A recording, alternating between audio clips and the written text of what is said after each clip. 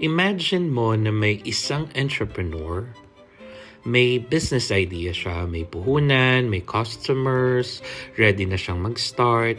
Pero bago siya makapagbukas, kailangan niya ng permit, license, registration, inspection, another document, another signature, another waiting period, at mapapatanong siya, kailangan ba talaga lahat ito?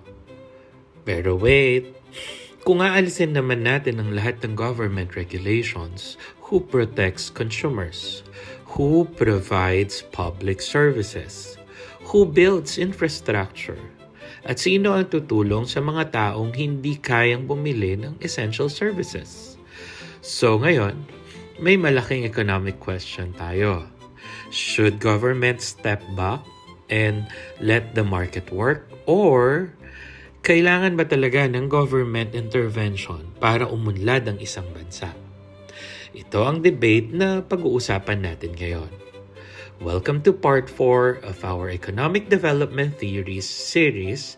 This is the Neoclassical and Free Market Counterrevolution. Let's simplify it in Teacher Mich style. Sa previous part natin, iba't ibang theories ang nagbigay ng iba't ibang sagot sa tanong na why do some countries develop faster than others? May theories na nag-focus sa stages, may nag-focus sa capital and investment, may nag-focus sa labor transition, meron sa global economic relationships, at meron din sa mga institutions. At may nag-explain kung paano maaaring magkaroon ng positive or negative development cycles. Pero ngayon, we are looking at a different argument. What if one of the obstacles to economic development is too much government intervention? Dito pumapasok ang Neoclassical Counterrevolution. First things first, bakit counter-revolution? Hindi ito literal na revolusyon. It's an economic reaction. Noong previous decades, maraming development approaches ang nagbigay ng malaking role sa government. Pero nung mga 1980s, lumakas ang criticism against excessive state intervention. Dito sumikat ang Neoclassical Counter-Revolution. Associated with this tradition were economists such as Milton Friedman and thinkers connected to the Chicago School. The central idea was markets can often allocate resources more efficiently when people are free to respond to prices, incentives, and competition. In simple words, kapag may demand sa isang produkto, may incentive ang entrepreneurs na gumagawa nito. Kapag may competition, may pressure ang businesses na maging efficient. Kapag may prices, may information ng consumers at producers tungkol sa scarcity at demand. So instead of government trying to control every economic decision, let the market do more of the coordinating. Let's start with the first criticism, excessive regulation and red tape. Now, important clarification, regulation itself isn't automatically bad. We need regulations for safety, environmental protection, consumer rights, fair competition, and many other reasons. The problem begins when regulations become unnecessary, excessive, confusing, expensive, or inefficient. Imagine a small entrepreneur who wants to open a business. Kung sobrang complicated ng process, it increases the cost and time required to operate. Some entrepreneurs may simply decide, wag na lang. And when fewer businesses enter the market, there may be fewer investments, fewer jobs, and less competition. So, the free market argument is not no rules. It is remove unnecessary barriers while keeping rules that serve a legitimate public purpose. Second criticism, state-owned enterprises or what we call SOEs. These are enterprises owned or controlled by the government. The free market critic is that some state-owned enterprises may become inefficient because they face weaker competitive pressure or poor incentives. And when an enterprise repeatedly performs poorly, the financial burdens may eventually fall on the government and indirectly taxpayers.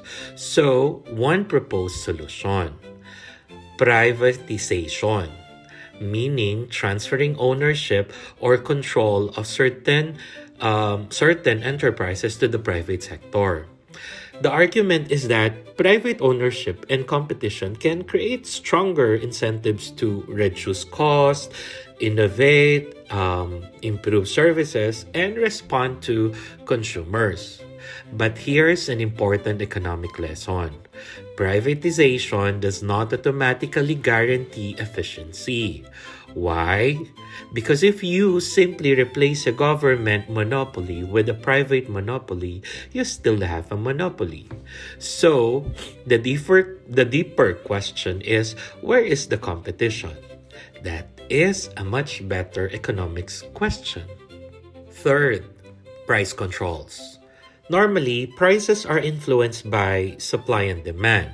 Pero what happens if government sets a price ceiling below the market clearing price? Consumers may want to buy more because the price is lower, but producers may have less incentive to supply the product. Anong result? Potential shortage. So, from the free market perspective, prices do more than tell us magkano ito. Prices also communicate information. They can signal how scarce is the product, how strong is demand, is it profitable to produce more? That's why free market economists often emphasize the role of price signals. Teacher Mich, economics check tayo. If you want to remember the free market argument, remember this three. Incentives, which is about people respond to economic rewards and cost.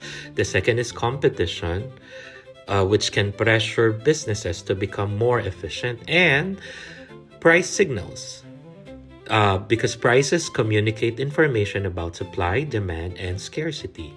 Put them together and you get the basic logic behind the free market approach. The three big solutions. So what does this approach generally advocate? These major ideas: privatization, deregulation, and free markets. While privatization allow more private ownership where appropriate. And then the regulation remove unnecessary regulations that restrict productive economic activity. And free markets allow prices, competition, consumers, and entrepreneurs to play a larger role in allocating resources. The basic philosophy is let people choose, let businesses compete, let prices communicate information, and let economic incentives guide decisions. Teacher Mich, economics check ulit tayo. Does this mean government should simply disappear? Not necessarily, because markets can fail too. Imagine a low-income family that cannot afford quality education. Should we simply say that's the market? What about healthcare? What about pollution? What about public infrastructure?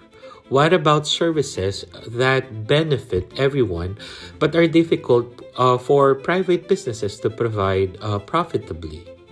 And what about people who start with very different economic opportunities? These are some of the reasons economists recognize that markets are powerful, but markets are not perfect. So maybe the real question isn't government or market. Maybe it's government and market. Government can establish rules, protect property rights, enforce contracts, provide public goods, protect consumers, address market failures, and provide social protection. Meanwhile, markets can help create competition, innovation, investment, entrepreneurship, jobs, and efficient allocation of many resources. So the challenge is finding the right combination. Not too much unnecessary intervention, but not too little government either. Let's bring this closer to home. Imagine a Filipino entrepreneur who wants to expand a business. If government procedures are clear, transparent, and efficient, that's good for business. If regulations are confusing, redundant, or unnecessarily expensive, the cost of doing business increases. But government still has an important role. We need infrastructure. We need functioning courts. We need consumer protection. We need education. We need public health. We need rules that encourage fair competition. So, the Philippine question shouldn't simply be government ba or private sector? A better question is, how can government create an environment where markets work efficiently and economic opportunities become more inclusive?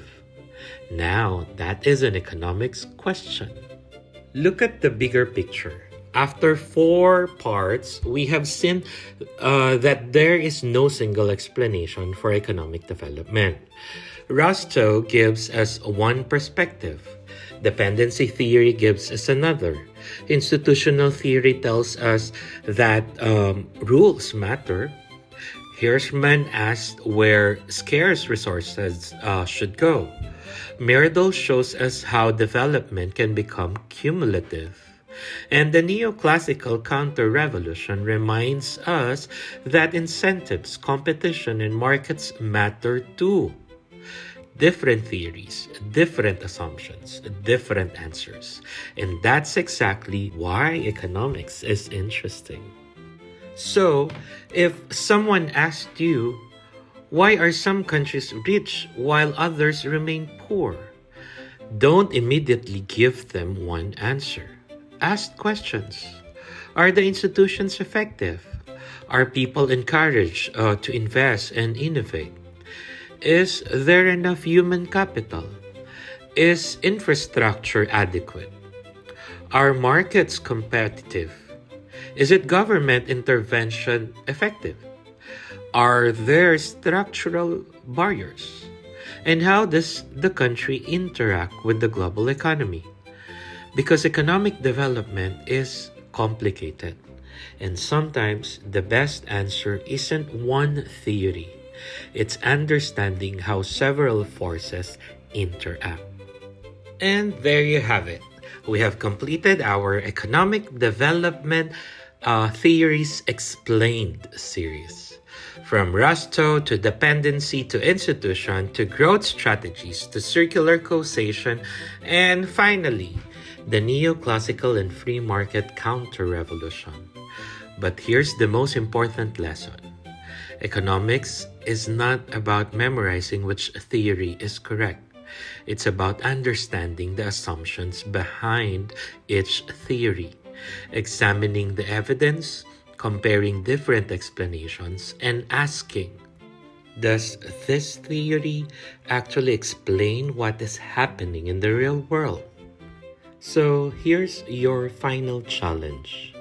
Imagine ikaw ang economic advisor ng isang developing country.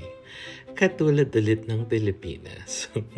Ano ang mas kailangan ng bansa? More government intervention, more market freedom, or a combination of both? And most importantly, why? Tell me your answer in the comments. Don't just tell me what you believe. Explain your economic reasoning. And if this lesson helped you understand economics a little better, don't forget to like, subscribe, and share this with your classmates. Again, this is Teacher Mich at your service.